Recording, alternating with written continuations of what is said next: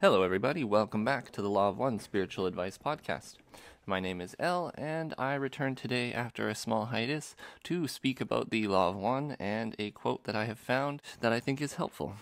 So, today we are going to talk about anxiousness, about socializing and serving, how it is to be versus do, how certain things and services are beyond words, and also just being spontaneous in your responses and in your everyday living. So this is what we're going to discuss briefly, and we will start with a quote from Quo, so Quo. So this is dated from 2008, December 27th is where you can find this, the1infinitecreator.com, and I have links to the LL research material where we can get all this for free.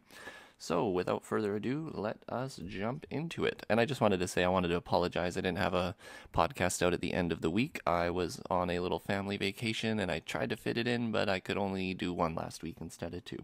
All right, here, let's do it. So, today's quote is dated 2008, December 27th, and it goes, "If you are one who wishes to offer the gifts of consciousness to others, it depends not on the speeches. Rather, live that which you wish to teach, and in your inarticulate being, bursting with love, there is that which shall speak to those whom you wish to aid. Do not be seduced by the cleverness of the intellect, because you shall never talk someone into the kingdom of heaven. Be consciousness, share consciousness, let silence grow with your relationship as it will, and trust that that which is within you, which is moving through you from the Creator, shall touch and teach in ways that are too deep for words but are ever so much more powerful." So that is a really nice one. I did post that quote yesterday, but this is just sort of the last half of the same quote. And I just wanted to highlight this one because it's really important in my opinion, and it gives me a few things to speak about. So yesterday I was speaking with a friend, and they were just sort of talking about how after this whole lockdown thing, there's been a couple of years of, being away from a lot of people. And with that comes a lot of anxiousness about socializing and sort of getting back to life and being a good friend and, what's the best way to serve and just be a good person, basically, right? So what I was suggesting to this person is that, you are, somewhat using your intellect right now to step into the future and think of all the possibilities of how everything could go wrong, about how you could not be the perfectest person and have the perfectest responses that you could, which makes you a perfect friend. And we're often under the impression that, we have to have very articulate speeches, like maybe like this podcast is an example, right? Where sometimes I sit down and I think, I really need to come up with some really amazing things to talk about, and I need to make sure I say them very, I need to articulate my thoughts very perfectly, and I want people to, be served well. But the more that I do that, the more that I paralyze myself with all the possibilities of the different avenues that things can go down. So, what am I sort of suggesting? Well, I would suggest that it's better to just spontaneously react to things the way that you will. And from there, you make mistakes and you can grow and move forward, and that's fine. But really, all you have is now, and you have part of this path is to know yourself. And knowing yourself isn't necessarily easy. We often think like, I know what I want and things like this. But I would suggest, it's not really an easy thing to know who you are. So in your spontaneous responses to outside catalyst and outside experience in your everyday life, as you spontaneously reacting, you get to see who you truly are, right? Like sometimes we know the way we're reacting is wrong. It's not logically correct the way that that we respond to something, but that doesn't mean that the feeling doesn't exist within you that created that emotion and that feeling. And as you sort of inspect the root of that feeling, you may find that there was some distortion within you which caused an outburst. And so hopefully you heal that distortion, or give it the attention or the light or whatever it needs, to work its way through you. And then that way, next time your, next spontaneous reaction is hopefully going to be a little bit more in alignment with what is, which is like the truth, which is love, which is, unconditional love and things like that. So let's now add a little quote on from the raw material. that complements this quite nice, which is from session 41.19. So Ross states, the key to balance may then be seen in the unstudied, spontaneous, and honest responses of entities toward experiences, thus using experience to the utmost, then applying the balancing exercises and achieving the proper attitude for the most purified spectrum of energy center manifestation in violet ray. This is why the brilliance or rotational speed of the energy centers is not considered above the balance aspect of violet ray manifestation of an entity regarding harvestability. Blah, blah, blah, blah, blah. Big deal. That doesn't really matter. The point is here is the beginning, which says, the key to balance may then be seen in the unstudied, spontaneous, and honest responses of entities toward experiences. So, like I was just saying, your spontaneous, honest reaction to anything is going to be sort of the essence of the true you. And so when you are going out and attempting to serve and be whatever it is that you're being, there's a bit of an art there, right? Like you just have to go out and sort of wing it, and obviously point your intentions in the right direction, and hopefully you're serving in whatever way that you feel is appropriate. But whatever you feel is appropriate is not necessarily always the appropriate thing, right? Because I would suggest that sometimes what we're doing is we think that we're using our intellect and we're being so smart and this is the best way to serve and this and that, and I need to do, A, B, and C, but often it's not what you do, it's how you do it. I believe there is an old saying or quote or whatever it is that, people won't remember what you did, but they will remember how you did it and the feeling that you made them feel, as you did it or as you live and things like this. So I feel that is quite true, and let's sort of go into that with this part of the quote, which they say, do not be seduced by the cleverness of the intellect, because you shall never talk someone into the kingdom of heaven. Be consciousness, share consciousness, let silence grow with your relationship as it will. Right? Like, we don't always need to have a perfect response, a perfect intellectual response to any kind of thing that's going on in our life, right? Sometimes we just need to be there. We just need to be love, be consciousness, let silence grow in our relationship. Like, when I sometimes think like someone wants help and they ask me for help, and maybe they're expecting a bunch of philosophical words to pour out of my mouth, sometimes that may happen, and other times there's nothing to say. You just you just look at them in the eyes, give them a hug, right? Like, this is sort of the idea. And even, when you are saying things to people from a philosophical perspective and you have all these beautiful words, if you're not saying them with love in your heart, like, it's not really going to be communicated that well.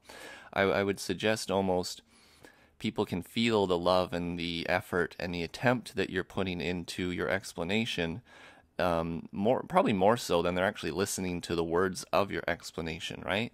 It just more so feels nice to have somebody care about you and show love and effort and whatever it is your way, which is, is more healing than maybe even the words that are coming out of someone's mouth who is attempting to help you. So that's what they say here, right? You shall never talk someone into the kingdom of heaven. You can only just be who you are and be that example, which I always like to say this one, right? When you're serving others, and serving others is, part of serving others is serving yourself. And so if you think that you need to be going out there and serving others, that is good and appropriate, but you also need to be a good example of what it is that you're trying to do. Like you're trying to serve other people. You're trying to spread love and light and joy and understanding. Well, are you doing that for yourself? Are you being the good example, right? It's a Buddha quote. I can't even remember it, but you have to change yourself in order to change the world. So if you're not capable of loving yourself and serving yourself in a certain way, then I would suggest you're probably not, you're kind of faking it in terms of serving others in a similar way. So what else can we add?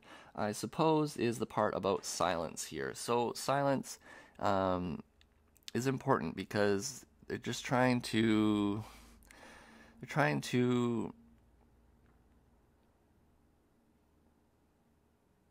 acknowledge that the love of the creator or the creator itself is mystery. The creator is beyond words.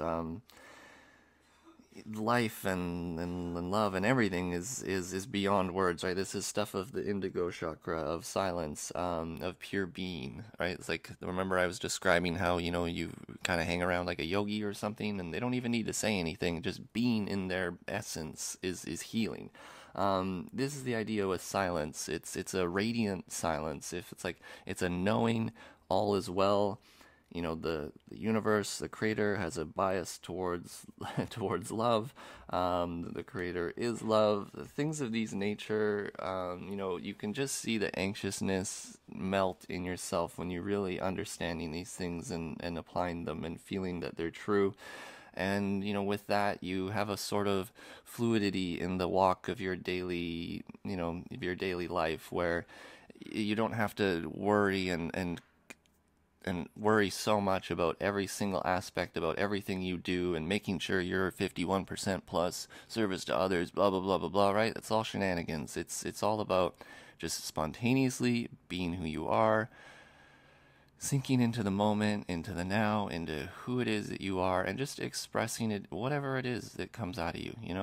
I feel that if you are listening to this, you probably are one of these people who are trying to do well, trying to set your intention to serve. And you maybe overthink a lot of things. So it's okay to to step back from the thinking, from the mental anguish of trying to be perfect. Perfection is beyond you. You are perfectly imperfect, and in your inarticulate being and your expressions of love, you are who you are, and that is, what Ra says, the best way to serve others is to be you. There's nothing is known. There is no generalization that we can say. Basically, you got to figure out who you are and what you are about and what you love, and in finding out who you are and sharing that with others, that's sort of the meaning of life, right? It says, and trust, it says right here, and trust that which is within you, which is moving through you from the Creator, shall touch and teach in ways that are too deep for words, but are ever so much more powerful. Right? Like, when you think of maybe me and my page and the Instagram and this podcast and all that stuff, when you think about all the things that I've said over the time and Ra and all these people have said, are you really remembering these specific words, right, that are coming out of my mouth and out of Ra's mouth and Quo's mouth? Probably not. You're probably just thinking about the general feeling that you get from this material, that magic, that truth in your heart that radiates out when you read this type of material. And I think that is, the point of this whole thing, which is that there's nothing to remember, there's no words to describe it. Love is beyond words, the Creator is beyond words, the Creator is mystery, and so let it be. Let you be free and open to just be whoever it is that you are. Attempt to do good, set your intention to serve. What more can you do? The intellect likes to think back and forth about the past and the future, all that, and that is somewhat well and fine to a certain degree, that you're using your intellect to, better yourself, but to paralyze yourself to a point where you are, anxious and just becoming negative in your health and things of that nature, well, maybe reevaluation time. Have a look at yourself. Remove some of the seriousness of the situation, laugh, humor, all that great stuff is sort of, how we, I guess, suppose practice on just sort of living in this now and being whoever it is that we think that we are from our hearts. So I think that is good for today, my friends. Thank you so much for listening. If this podcast served you, you can support me at the1infinitecreator.com and just scroll down. I got one-time PayPal links and Patreon. Really trying to build up my Patreon, as that helps me have a sort of rooted, I don't know how to explain it, but it's like a rooted support that helps me, keep moving forward in this department. It gives me the freedom of time to work a tiny bit less so that I can work in this area more, which I find, more valuable. So yes, if you find value, I really appreciate the support. Thank you so much. The1infinitecreator.com, links to all the LL research material for free. And, if you could like, share, subscribe, leave me a comment, all of that stuff always helps with the channel. And thank you guys. I will talk to you again later this week. I love you all. Take care.